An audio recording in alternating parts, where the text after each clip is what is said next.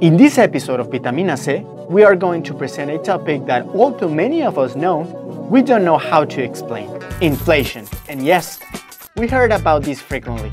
We know that is a bad signal, but we cannot understand it 100%. We invite you to stay with us and learn a little bit of this phenomenon that affects us all.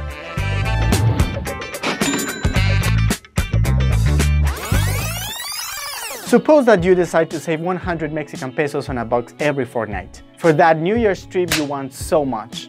15 days later, you open the box and instead of 100, you find 90 Mexican pesos. Someone took 10 pesos of your savings without telling you. This is something similar to inflation. We've all heard the grandmother say that in their time, with 30 pesos they did the pantry. And now we find it hard to imagine what happened. Why does the money isn't worth the same?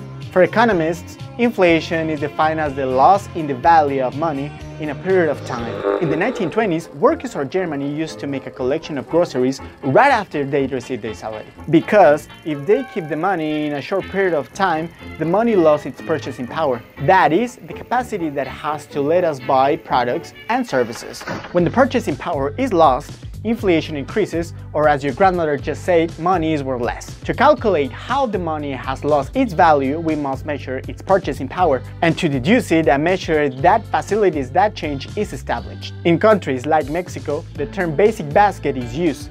This represents a bunch of basic products and the services that a family needs to live. To note what kind of products must be included in this basket, generally a representative survey is made in homes. The composition of the basket varies between countries and reflects the different consumption patterns and the incomes of every product. The basic basket is a reference to set the minimum wage and is a tool to monitoring how prices vary in a time lapse. That can be from a period of months till a year. The effect that this has on our economy is bigger than we think.